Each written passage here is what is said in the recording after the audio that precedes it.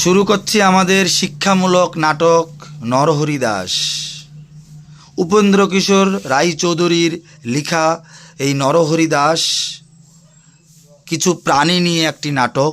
এই নাটকে আমাদেরকে শেখাবে যে শক্তি না থাকলেও বুদ্ধি দিয়ে অনেক বড় বড় কাজ হাসিল করা যায়। তাই শুরু করছি নাটক। মাঠের ধারে বন আছে, আর বনের পাশে মস্ত বড় এক পাহাড় আছে। সেখানে একটি গর্তের ভিতর থাকতো একটি ছাগলছানা। সে খুব ছোট থাকার কারণে সব সময় গর্তের ভিতরে থাকতো। কখনো বাইরে যেতে চাইলে তার মা না করত। ছাগলছানাটি এবার গর্তের থেকে অল্প অল্প বেরিয়ে তাকাবে। শুরু করো তোমাদের নাটক। এসিতা কি রে, বাড়াচ্ছিস কেন? বেরোস না, ভাল্লুকে ধরবে, বাঘে নিয়ে যাবে, সিংহই খেয়ে ফেলবে।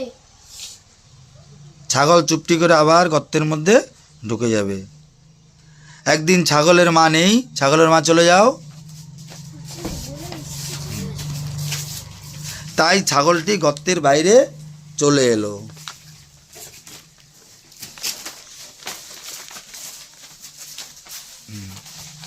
ছাগল চারিদিকে ঘুরে বেড়াচ্ছে, একা একা বাইরের দিক দেখছে।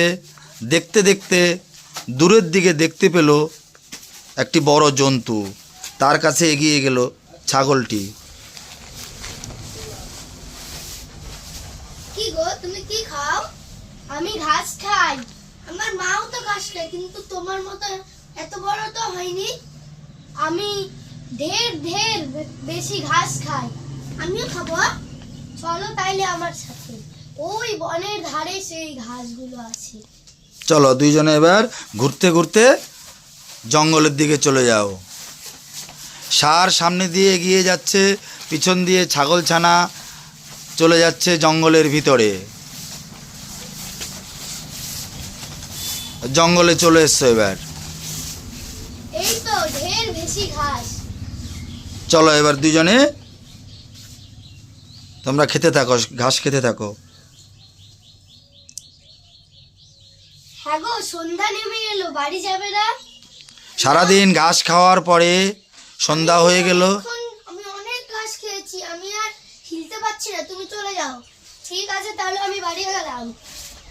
এই বলে ষাঁড় তার বাড়ির দিকে চলে গেল। ছাগলছানাটি সেই বনের মধ্যে রয়ে গেল। পাশে দেখতে পেল একটি গর্ত। ছাগলছানা হাঁটতে পারছে